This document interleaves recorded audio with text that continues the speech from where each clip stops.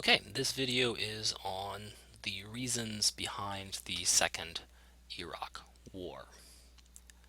So the main question that's going to be motivating us in this video is why did the United States invade Iraq in 2003 to remove Saddam Hussein from power? I want to suggest that, at least as a first cut, we can divide the explanations into four types: a liberal internationalist, a realist, psychological, and domestic politics oriented explanations. Let's go through each of these ones in turn. Let's start with liberal internationalism. Liberal internationalist views are the reasons for acting that depend on the need to sustain the viability of international institutions like NATO or the United Nations or even the WTO. These institutions that are vital to contributing to global security, including America's. In particular, since America benefits disproportionately from peace and from international trade because of its technological and commercial weight, America has a strong stake in defending the legal institutions that underpin this world order, a world order that was largely created by the United States in the aftermath of World War II, right? So the United Nations, NATO, the Bretton Woods system, which underwrite our international trade system as well as our international financial system. All of these rules are essentially rules that were designed and implemented by the United States in the post-World War II era. And the idea that liberal internationalists have is that America benefits from peace, trade, democracy, and stability, and that these things need to be defended sometimes by threat or force of arms. So, on this view, the uh, invasion in Iraq could be justified by a number of reasons, some stronger, some weaker.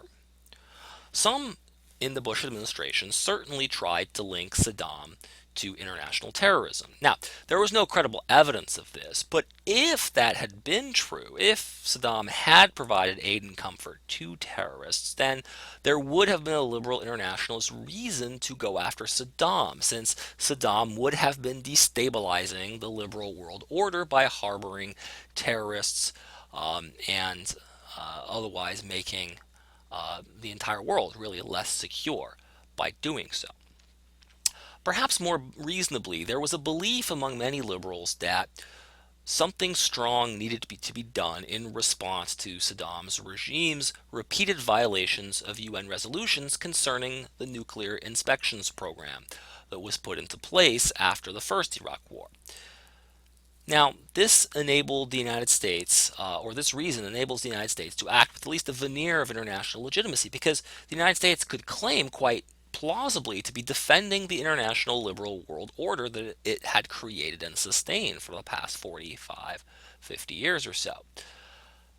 Now, as it turned out, the United States acted without official UN sanction, but Americans could point to an ineffective UN that wasn't willing to back up its own laws and its own declarations with armed force. In other words, the United States could claim to be the real defenders of the world order rather than being just vigilantes taking justice into their own hands, which was how much of Western Europe perceived American intervention in Iraq. Nobody was particularly friendly to Saddam or thought that Saddam was a good guy, but nobody thought the United States should have done this on their own. But the United States could plausibly claim that it was really just investing in the credibility of the UN sanctions regime. Some people also probably believed with some legitimacy that Iraq's refusal to admit inspections teams on the terms dictated by the IAEA, the International Atomic Energy Agency, that's under the umbrella of the United Nations, that this refusal indicated the presence of illicit weapons programs. Why else would you deny inspection teams the right to visit and inspect your facilities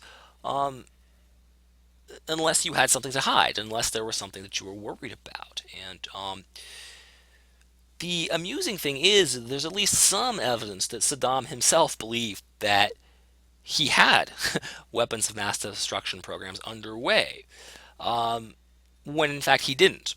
And this is actually part of a problem with dictatorships that's pretty common, which is that People love to tell the dictator what he wants to hear, and people are very much afraid of disappointing the dictator. So sometimes you lie. Sometimes you say that, oh, yes, we're very close to a bomb. Yes, we're absolutely ready to deploy these weapons that have been out of date for the last 20 years. You might actually tell the dictator this because it's what he wants to hear, but it might not actually be true. And there's some evidence that Saddam may himself have believed that he had control over some kinds of weapons of mass destruction, or that he may have been closer to developing a nuclear weapon than in fact he really was. Again, this is a problem that exists quite a bit in non competitive political systems. Okay, now, had the had Iraq been close to a WMD, or had weapons of mass destruction at its disposal, that would have been a pretty good liberal internationalist reason for trying to do something about it. Because um, in the hands of irresponsible dictators, and perhaps even in the hands of fairly responsible democracies, WMDs are a threat to the world order. They destabilize the peaceful commercial world order that the United States had promoted since World War II. And finally, there's this question of democracy promotion. Uh, there was probably a belief that as one of the more economically well off Middle Eastern countries, Iraq could perhaps be ready to sustain a democracy, and indeed that many Iraqis would welcome the opportunity for self government liberated from the tyranny of Saddam Hussein. And because liberal internationalism defends democracy and believes that a stable world order depends on broadening and deepening commitment to democratic self government, then that might be a reason to promote democracy in Iraq's case. Um, Liberal internationalists like to point to the fact that democracies don't go to war with each other, and that they prefer to trade and settle their differences through diplomacy rather and settle their differences through democratic international institutions rather than go to war over them. Democracies are happy to go to war with non-democracies. It just seems that democracies tend to work things out with other democracies. We're not yet sure why, but that does seem to be a trend that has held at least for the past 50 years. So, um, if that's true, liberal internationalists once again have reasons grounded in the stability of world order to promote democracy. And of course, if the cost isn't too high, then it might be wise to topple a regime that is non-democratic if you're pretty confident you can replace it with something better, something more democratic. Okay, so these are four types of liberal internationalist reasons having to do, once again, with the stability and the viability of the American world order. And of course, America has like we said, has a much higher interest, a much more intense interest in preserving this world order because the argument goes it benefits more from it. That is to say that, um, kind of a country like, say, Denmark doesn't have as much of an investment in it as the United States does. Okay, realism. A second broad family of reasons is realism. Now, if you've taken, and hopefully you have taken, international politics, you know that realism is the view that in order to be secure, countries need to amass power. And therefore, countries in the international scene are engaged in an unending struggle with other nations over territory and resources. Realists believe that countries act to defend and enhance their power when they can, and that they use war when they believe that it will enhance their power. In other words, realists believe the world is mostly a zero sum game. If you have more power, then I have less security, and if you have more security, then I must have less power. Basically, everything is a zero sum game in international relations. Realists like to point to uh, the need that the United States has to secure a steady stream of oil. The U.S. economy and the world economy more generally needs a stable flow of relatively cheap oil. And a more cooperative regime in Iraq than Saddam's might be the basis for such a stable flow, especially when Saudi Arabia, a longtime ally of the United States, looks like it might be sympathetic to Al Qaeda. Remember that most of the terrorists on 9/11 were Saudi citizens, and that Wahhabism, which is one of the Salafist sects of Islam that is endorsed by Al Qaeda and one of the basis of Osama bin Laden's teachings for sure, is much more popular in Saudi Arabia than anywhere else in the world. And so, if Saudi Arabia looks like where most of your oils come from, and Saudi Arabia looks vulnerable, you're going to start wanting to diversify your supplies of oil. And if Iraq looks like a ripe target, maybe that's where you get that oil. So realists will focus on trying to maintain American power in the world, and American power cannot be maintained without a steady source of oil. Furthermore, intervening in Iraq might have been a cheap way of signaling to the world that America was ready to continue to act as boss, and that everyone shouldn't take the end of the Cold War with the Soviet Union to mean that the United States was not going to defend its interests abroad. In other words, uh, a war in Iraq is as good as a war anywhere else, but it's a war to signal your strength. Uh, Saddam Hussein just happened to be a convenient target for the United States at the time, but the real point was that the United States needed to signal that it was willing to go to war to defend its interests, and Iraq was a way of doing that. Related to that, it's also possible that um, it was a way to signal international terrorists and countries thinking about harboring terrorists, like maybe Pakistan or Sudan, that the U.S. Um, might be crazy enough to come for them next, regardless of the cost of doing so. Um, but of course, Iraq was probably an easier target than Iran, and Pakistan seemed to be at least pretending to cooperate with the United States anti-terrorist efforts at the time, and so that wasn't going to get much support from anyone else. And so, from a purely realist power perspective, perhaps it was a good idea to go to war to signal again to the rest of the world and to signal to international terrorism that there was no safe harbor. Now this seems a bit thin, but it might be true. A final realist reason might be having to do with something much more strategic, which is trying to dictate the terms of engagement. It's possible that the thinking inside the Bush administration was that Iraq and Afghanistan are just simply better places to fight than the United States. Um, in fact, perhaps the destabilizing of the region was intentional in the sense that Iraq and Afghanistan would attract terrorists from all over the Middle East and would serve as a focus point for terrorists and other insurgent groups, and that therefore the focus would be taken away from American soil. Um, it seems a bit thin again, but it seems that taking the fight elsewhere has the positive effect of acting as a kind of misdirection, and perhaps the Bush administration calculated that it was better for American soldiers to die in Iraq and in Afghanistan than it was for American civilians to die in the streets of New York or Chicago in terrorist attacks.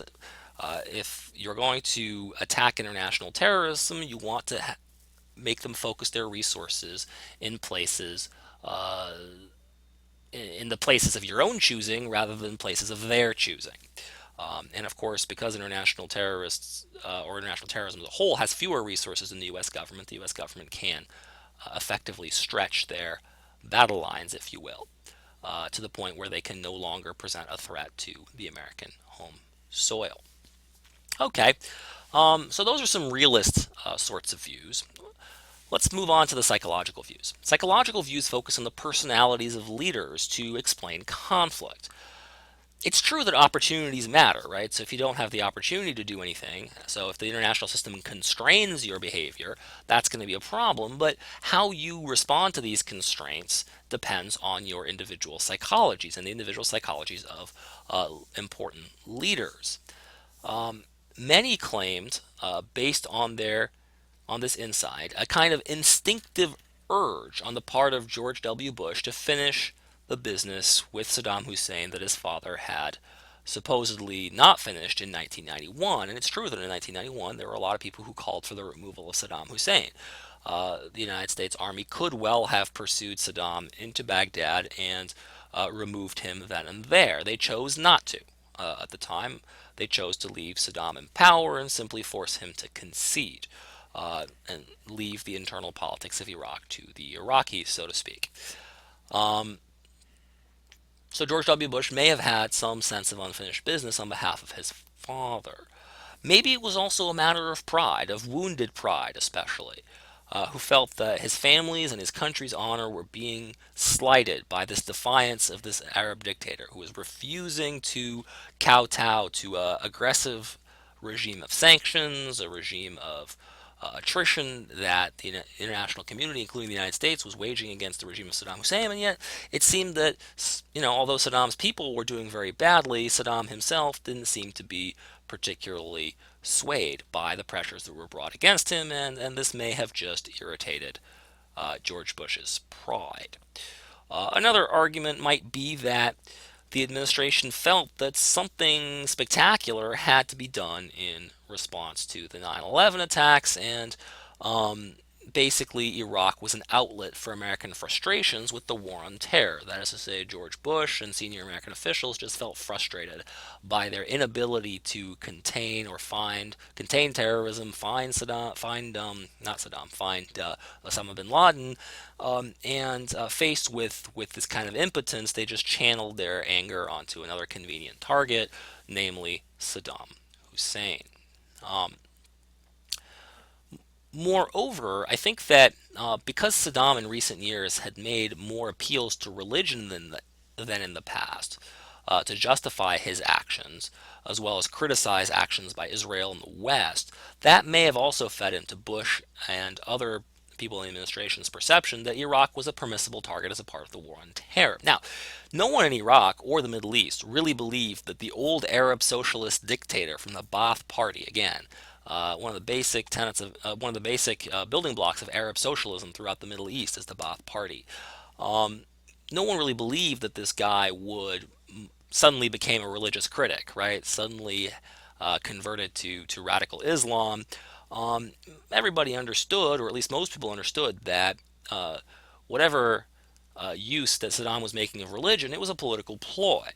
But it's possible that maybe slightly more naive Americans took this as further confirmation that Iraq was uh, a place to vent their frustrations, again, at their inability to find Osama bin Laden or stop terrorist attacks that were happening at the time in London, for example, in Madrid, and other places.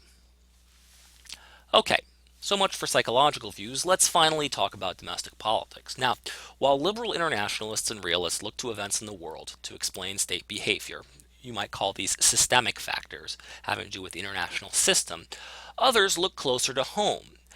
They look, for example, at the need to get reelected or carry the support of needed constituencies, or even the need to distract the public from embarrassing domestic scandals. These are domestic political factors that might drive international action, and so it's to these factors that we now turn.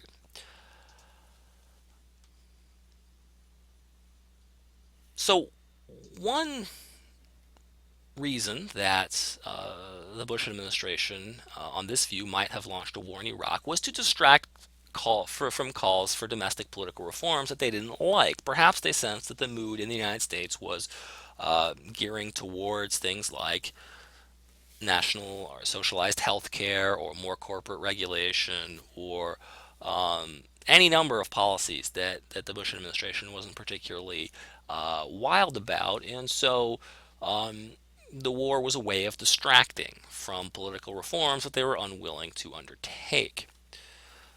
Um, another part of this view might be that war was a tool to rally Americans around the flag and ensure re-election for Republican congressmen, senators, and indeed Bush himself in 2004. Few people, after all, are willing to put political partisanship over the need to win a war, even a war they disapprove of. So, war is usually good for incumbents. Um, and the ability to find a convenient target combined with domestic political benefits of wartime politics convinced Bush and senior Republicans to launch a second war in Iraq. Um, another part of another one that's not on this list, which I forgot to put up, but that is also important, is potentially the appeal to the military industrial complex, the need to feed large corporations that are sources of jobs and some political support for both political parties. And throwing contracts to companies like Halliburton and Lockheed Martin and Boeing, as well as arm manufacturers, is a way of, in some ways, securing political support for yourself and becoming popular, right? The people who work for those companies understand where the money's coming from and are much more willing to support the people who are making that money flow their way. So you might argue that, once again, the desire to prime the pump of the military industrial complex was another domestic politics related reason for Bush to launch a war, and that Saddam Hussein just happened to be the wrong guy at the wrong time, so to speak. Um, a final consideration might be the political persuasion, the skillful political persuasion exerted by Iraqi exiles like Ahmed Shalabi, who's discussed in some of your readings. And that these Iraqi exiles misled Americans with testimony about the levels of support in Iraq for revolt and stories about a hidden or a silent majority that would supposedly welcome American liberators once they marched through the streets of Baghdad. Of course, it turns out a lot of those people stayed home, but um, it might nonetheless be argued that one of the reasons that the Bush administration acted was because they were persuaded that there was more support in Iraq for their acting, and they were persuaded on the domestic front by Iraqi exiles who persuasively made the case that Americans would be greeted as liberators and that the costs of running such a war would be a lot lower than they in fact ended up being. Okay, so we've looked at all of these reasons. No doubt there's more than one reason why America went to war in Iraq in 2003. Some of these reasons are a bit fanciful and far-fetched. Some of them are probably nearer the mark, but it's not one reason. It's obviously going to be a combination of enabling factors as well as other factors. But what's clear is that all sets of reasons underestimated the difficulty of pacifying the country uh, after Saddam's removal, as well as the difficulty of rebuilding an effective state in Iraq once that state had collapsed, and also the difficulty of building a democracy in a country that had very little history of democratic competition.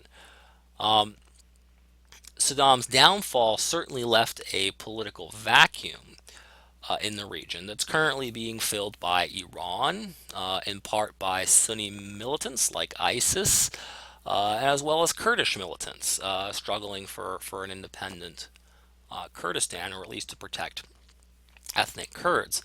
Uh, there's no doubt, in my mind at least, that the relative anarchy in northern Iraq in 2015 has definitely served to enable and prolong the civil war in neighboring Syria by giving supply routes and revenue to ISIS in their struggle against the Assad regime in Syria. The war in Iraq has also done much damage, I think, to American prestige and leadership, not just in the Middle East, where, let's be honest, it was already quite low, but also in Europe, as well as the rest of the world. However, even though there has undeniably been damage done to American prestige, as well as what we might call soft power, their ability to get things done without having to threaten people, um, it's also true that we have the benefit of hindsight. We have the benefit of seeing what actually happened in Iraq. We know what the full costs of the war were in human and financial terms. If in fact the war and the reconstruction of Iraq after the war had gone more or less as planned, it's quite possible that the rest of the world might have forgiven the United States rather quickly. After all, I think it's hard to argue that had a stable democratic Iraq emerged, uh, even if it had been born under a series of questionable circumstances, few people would have blinked, and not a whole lot of people would have cause to complain. In other words, most people might have said that the ends justify the means, and America's prestige and America's soft power may not have been damaged so much had things gone to plan. So we get the benefit of seeing what actually happened. But of course, that doesn't mean necessarily that the calculation made on the part of the Bush administration was necessarily a bad gamble. Sometimes, even when you make a good gamble, you lose. Um, so we have the benefit of hindsight, but had things gone more or less according to plan, I'm not sure that some of the consequences that we're seeing would have in fact occurred. However, as of this day, I think few people, even in the United States, still think that the benefits of ousting Saddam ended up justifying the expense of doing so.